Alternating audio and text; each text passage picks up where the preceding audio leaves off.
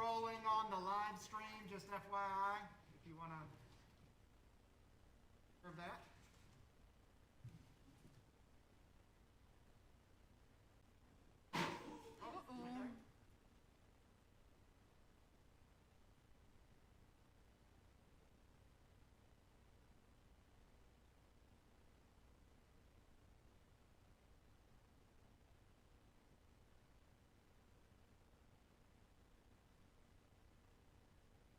We will go ahead. Everyone would stand for a moment of silence and the pledge.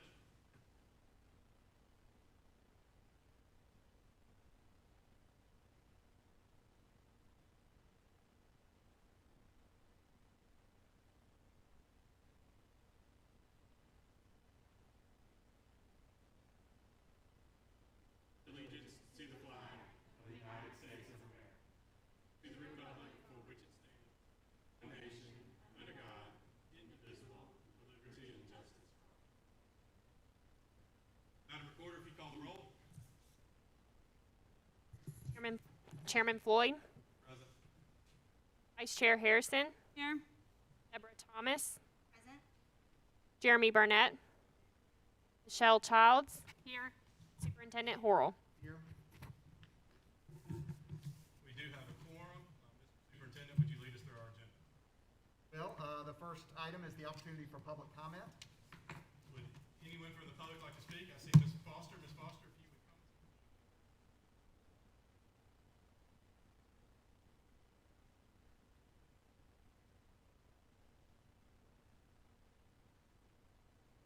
I'm gonna make sure the mic is on.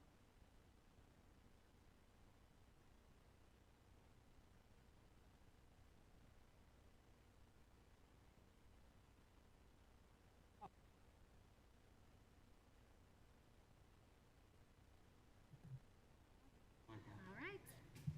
Okay. Amy Foster, here as Lakeland Education Foundation President. I wanted to just take a minute today to let you know that we applied for and were awarded a grant for PPE from Knowledge Tree. And so we purchased, we were gifted hand sanitizing stations for each of the 3 schools and Burn and Love Laser and an Education Foundation plaque on it for us. So I wanted to bring those here tonight, and they are portable and they're full, so they're ready for use. Hey. Thank you so much. And this is a good time. It's not necessarily. They awarded the grants, I believe it was last. You know, correct me if I'm wrong, but I believe. They're a huge support and asset to our school system. Making sure our schools. Thank you, Ms. Foster. Thank you. Anyone else from the public like to speak? Hearing none, we'll move to the next item. Next item is our report section, starting with the chairman's welcome. I'd like to welcome everyone to our October business meeting. Today, we had the pleasure of having a brief reception for our superintendent. His name's Superintendent. Honor and a privilege to celebrate with him and his family and other teachers. We've got done that. Thank you again, Dr. Horrell. Thank you. We're approaching fall break and the end of our first 9 weeks. Exciting time. It's been a trying time with COVID and everything else. But all in all, the reports that we're getting have been positive. Having said that, that concludes my report. Dr. Horrell, next item. Next item is the TLN representative update. There's not one at this time. Next item is the superintendent's report, and I do have a few things I'd like to share. First of all, since our last special call meeting, as we have announced, we've had a couple of changes in leadership in the district that we're very happy to announce. I want to recognize Matt Adler, who has moved to the position of Director of Assessment, Accountability, and Data. He actually started on the ground today and had a number of things piled up waiting for him that we can't wait for him to analyze and get started helping with. And we also wanted to announce our interim principal at Lakeland Preparatory School, Corey Martin, who is here with us in the audience. And Ms. Martin, if you would like to say anything, you're welcome to. I'm so thankful for this opportunity. It's pretty much a dream come true, and we've had a great first week, And now we have another week, and then we get fall break. And so we'll do a lot of catching up then, but it's been a great experience so far. Thank you. I want to discuss a little bit, speaking of data, and this is something Mr. Adler will be involved in, but there are a lot of people that have been involved in getting us here, and that is our case assessments that we're going to begin utilizing this school year. CASE is Collaborative Assessment Solutions for Educators, is what that's short for. It is CASE 21 is what it's usually called. And this is a benchmark test that school systems and that we will use to basically do a couple of things. One, we want to give students additional opportunities to take the standards-based test that they will be assessed on at the end of the year, the summative assessment. But what it also probably more importantly does is it gives teachers and staff real-time data in terms of where the students are. So these are not for a grade. They're what we call formative tests, where teachers will certainly ask the students to do their very best, but we're going to be sure that within the culture of our school system that this doesn't feel like a high-stakes situation, but that this is an opportunity for teachers and students to learn more about their learning and the things that they can focus on. These are very popular in other school systems that have used them. It's something that I've been keeping an eye on for some time, and then Ms. DeLoso really took the lead in kind of selecting for our school. Let's see, this will occur, these tests will occur 3 times over the course of the year. The first one will be shortly after fall break, and then we'll have follow-ups in January and in March, right before we kind of get into the testing season. They do not require, I'm sorry, anybody at home, if that's breaking up at home too. They don't require a change to the schedule. They can be completed during a regular class period. So a student, on that day will get their English class and they will take the case assessment, and then we will send the results, and hopefully the teachers and staff will be able to utilize those. That's a little bit about case assessments. Coming up. Kindergarten will not take it this first time, but they will take it the next 2 times. Wanted to share that the draft audit from Watkins Uberall has been presented to Ms. Rosales, and she is going to spend the time that she always does going through that and making sure that the auditors got everything right. But then Watkins Uberall will join us at the November meeting to accept the audit. Reminder, we do that jointly with the city of Lakeland, so that'll be one audit there. I wanted to give a little coronavirus update on the COVID numbers over the past week, and we do this, our week, the way we reported, ends on Wednesday. We had 4 student cases at each school and 0 staff cases over the course of the last week. And I usually try to benchmark against kind of the worst week we've had this year, which was the September 2nd, and that week we had 41 student cases and still only 2 staff cases. I think it's important to note, I think our own vaccination efforts and we've seen a real change in the number of staff cases that we've seen and the quarantines. Our quarantines for students have been greatly reduced due to both obviously the reduction in the case numbers, but also the additional social distancing that we've asked the schools to implement, and that has really made a difference in terms of kids being out of school. I wanted to give an update on transportation, which is something that has been also a frustration, I know, for parents, for administrators, students, for teachers, for just about everybody, for you, for me. Durham did announce that effective on September 27th, they did increase the driver wages by $2.50. They've implemented a $3,500 sign-on bonus. Needed measures increase the pipeline of drivers that are available after fall break. So that's kind of the timing that we're looking at in terms of when those things, when we might see an impact for those. I want to give a property update that just seems like we're real estate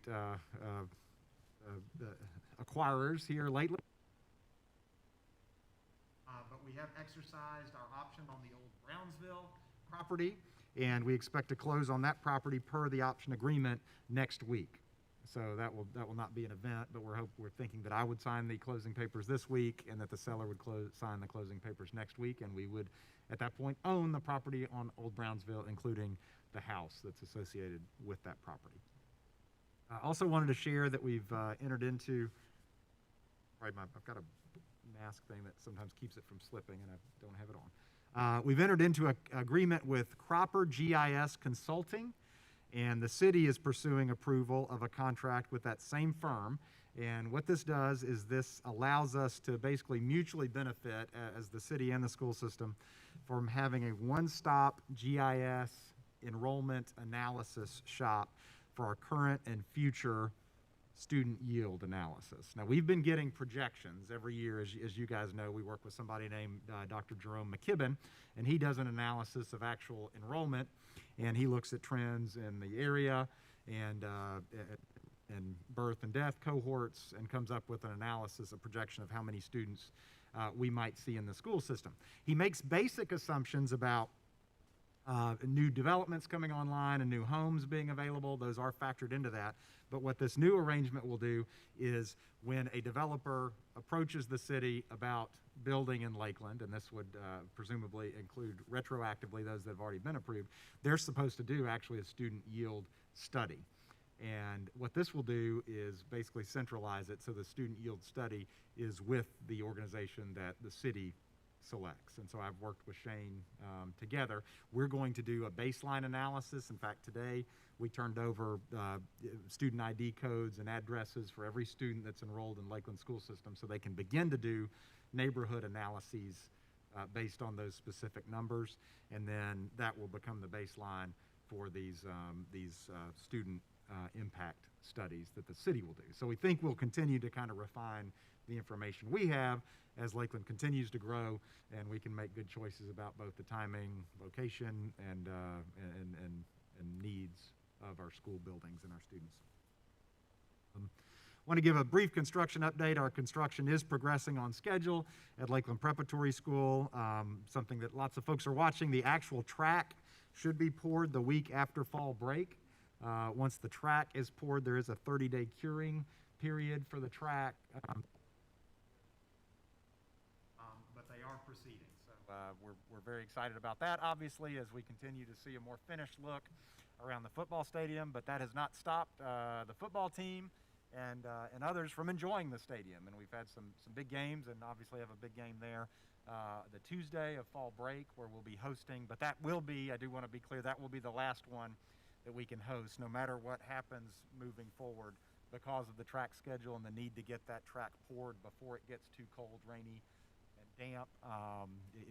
Even if we were given the option of hosting, we would not be able to. So I just want to, that's one of the, I think, prices of progress. But we did push them back to make sure we could host that Tuesday game. And we appreciate production working with us on that. We have scheduled an 8th grade parent information night at Lakeland Preparatory School that'll be for parents and students who are going to be our first group of 9th graders. That's scheduled for Thursday, October 21st, and there should be some more information about that coming out this week in terms of what parents specifically can kind of expect to learn at that meeting. After fall break, I just want to note in terms of benchmarking, our board and superintendent evaluation instruments will be released that week after fall break. So the teacher survey will go out to teachers, board members. You should get your self-assessment study and as well as your superintendent evaluation information that week. And then finally, I just wanted to note there are numerous events and activities this week, specifically tomorrow night, which may be the busiest evening in the history of Lakeland school system. If you count tomorrow during the day when the Booster Fun Run kicks off after its rescheduled time, tomorrow night we have girls soccer sectional championship at Houston. There's an MYA cross-country race at Shelby Farms. There's the West Tennessee Athletic Conference volleyball tournament at Munford. There is football at Haywood. There's a coffee house talent show at LPS. So as some board members speculated, what we really need to be investing in is a helicopter so we can get from event to event and check out all these things. But it's just another, I think, sign of the progress, but most importantly, of the opportunities that our students have in Lakeland school system, many of which would maybe not have been available to those students if this board had not made the decisions that it had over time to move forward, not only with the school system, but with the middle school as well. So that concludes my report. We'll open it up for questions. Any questions for the superintendent? Ms. Thomas. So the case 21, I heard you say answer sheets. So it's a printed test. That's a very good question. There are two options for it. There is a digital option where you can take it all online, and then there's a paper and pencil option.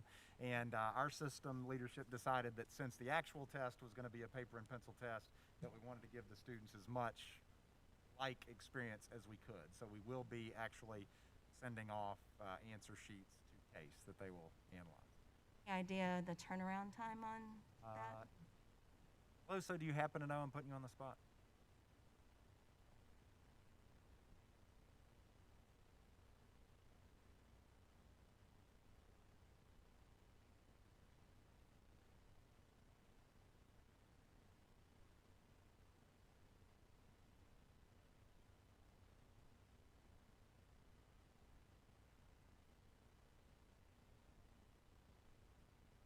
She's not on the mic. Ms. Deloso answered that she thinks it would be within a week, probably.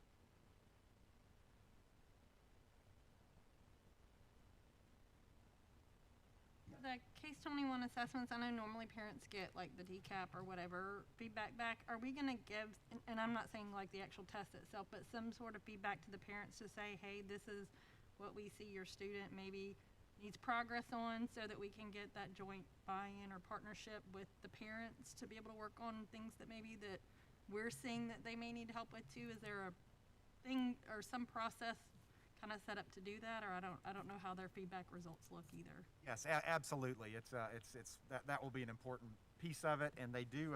If a lot of parents are familiar with Discovery Education that we used to do, which was kind of a full color, report that would give strengths and weaknesses, and we absolutely will have that option and would take advantage of sending those parent reports home.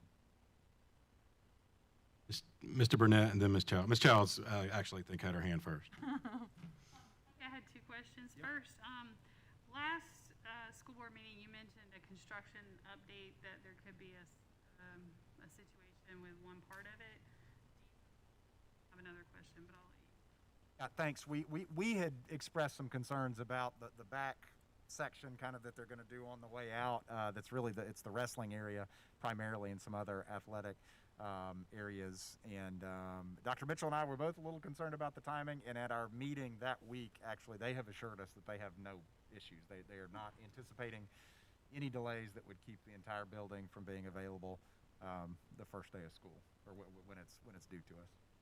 Yeah, it is. My next question is, you mentioned closing on the old Brownsville property. Assuming that goes through, what's the process after that? Because I know it was mentioned, the house itself could be used. So how does that work, and what does that look like? Yeah, we have actually, the seller was gracious enough to provide some floor plans to us in advance while we were doing our due diligence, and those have been turned over to Renaissance Group, so they could start to do an analysis of how many offices we might be able to get if we just converted the house. We'd also have the option of looking at if it wasn't quite as many as we needed, was there a way to reasonably expand it, maybe off the back in a way that would still allow it to be resold if we needed to as a home, but also give us some additional office space areas. So that would be one of the things that we would start to do right away. Mr. Burnett.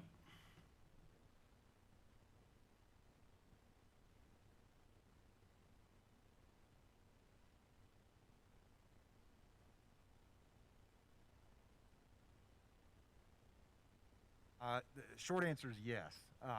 We would obviously need to pay the utilities on it, and then we'd have to just basically take a look at the house and decide what we wanted to do. Absolutely. Yep. Any other questions for the superintendent? Hearing none, we'll move to the next item. Next item is the approval of the agenda. Is there any objections to the agenda as typed? I would like to add one item, and that would be discussion action on the election of TSBA mentioned delegates. Are there any objections to that addition? Hearing none, we'll move that to the last numbered item. Any other changes to the agenda? Hearing none, without objection, the agenda is approved. Next item. Next item is the approval of minutes. Is there a motion to get this item on the floor? Move. We have a motion. Is there a second? We have a motion and a second. Any discussion on this item? Hearing none, all in favor? Aye. Any opposed? Motion passes. Next item. Next item is discussion action on policy 4.602, honor roll awards and class ranking. This is the second reading. Is there a motion to get this item on the floor? I'll move. We have a motion. Is there a second? We have a motion and a second. Any discussion on this item? Hearing none, all in favor say aye. Aye. Any opposed? Motion passes. Next item. Next item is discussion action on update to policy 4.205, enrollment in advanced courses. Is there a motion to get this item on the floor? I'll move. We have a motion. Is there a second? We have a motion and a second. Any discussion on this item? I did have one question. It talked about 6th through 8th grade honors courses. That's not necessarily like high school level courses, just for clarification. Those could be accelerated or enriched courses, not necessarily like the typical high school courses, just that you would take potentially in 8th grade, that we do have other honors courses. Correct, and in fact, it's probably confusing because it's not highlighted, but you guys had already approved one that calls out middle school enriched English, middle school enriched math, or middle school accelerated math. It calls those out specifically. Further discussion on this item? Mr. Burnett.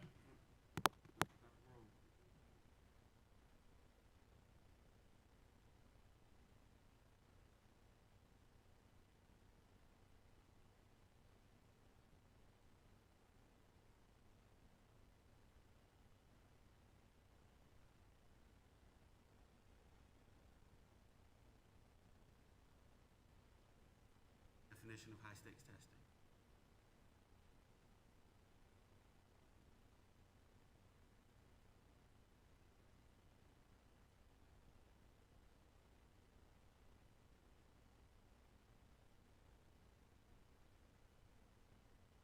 We spend a lot of time in our high school planning meeting talking about communicating with and educating. We use the term educating parents on high school options. So there are several levels of that. In fact, we had a meeting the other day and we were looking at a one sheet about course selection, and by the time we started to get carried away, it was going to turn into a 15 sheet.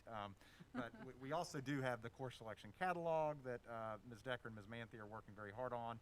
It has a lot of descriptions of those things and will continue to be updated. And I know they'll touch on those at the 9th grade parent night. But yes, we do certainly understand the importance of parents understanding those distinctions and want to make sure that we take responsibility for kind of educating the parents that aren't aware. Yep.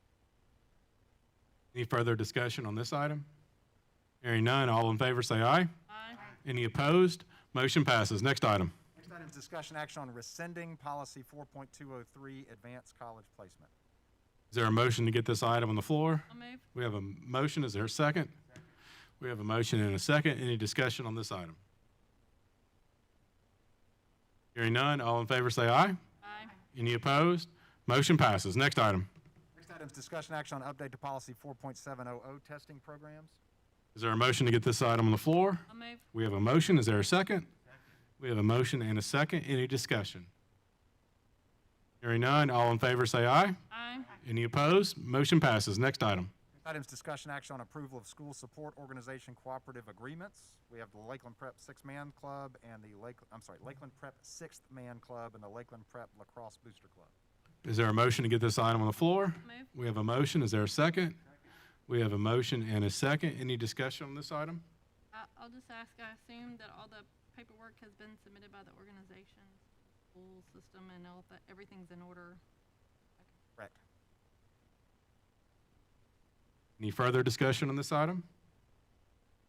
I'd like to recognize or acknowledge that Mr. Wright's here is serving, as I believe, as a member of the 6th Man Club, so we appreciate your presence.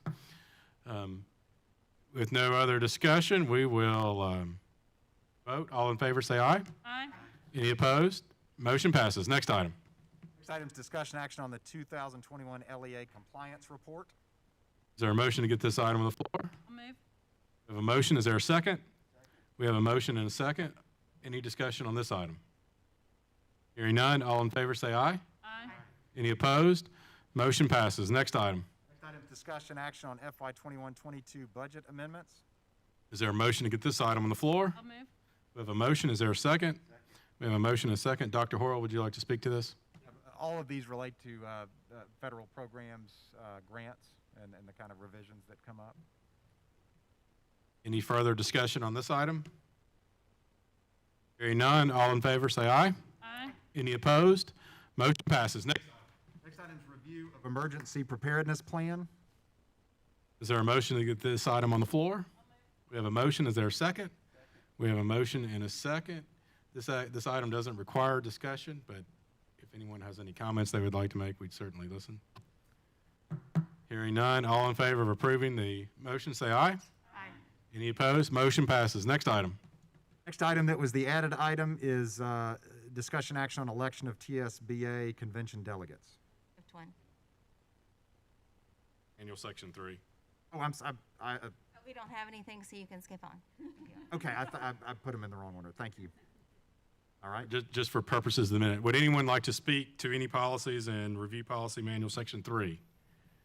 With no objection, we'll move to the next item. Okay, next item is election of TSBA convention delegates. Is there a motion to get this item on the floor? I'll move. We have a motion. Is there a second? We have a motion and a second. We'll open it up for discussion at this time. Dr. Horrell, can you remind us when the convention is? And Yes, the convention is in November. It is the weekend before the Thanksgiving break, and the convention is the 18th to the, I believe the leadership day is the evening of the 18th that kicks off, and then it's over the 21st, Sunday the 21st of November. I believe, and please correct me, I believe the most recent TSBA delegates, when we were in person, I believe were Ms. Thomas and Ms. Childs, which may have also done the job during the virtual session last year. I guess we'll open up the floor for a discussion. And maybe the best place to start is everyone planning on attending?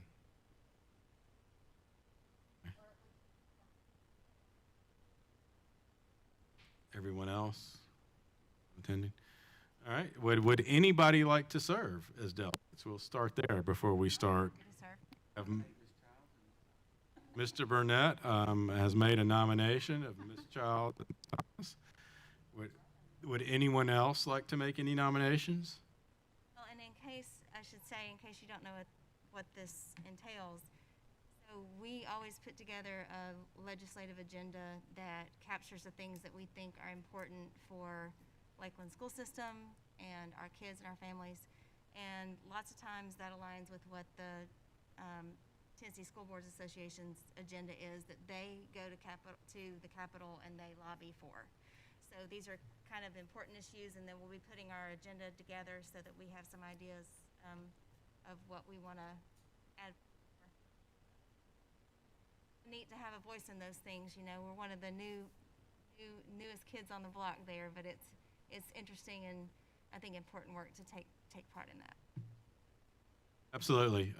Having said that, if there are no other nominations, we will vote on Ms. Childs and Ms. Thomas serving as our delegates to the convention. All in favor, say aye. Aye. Any opposed?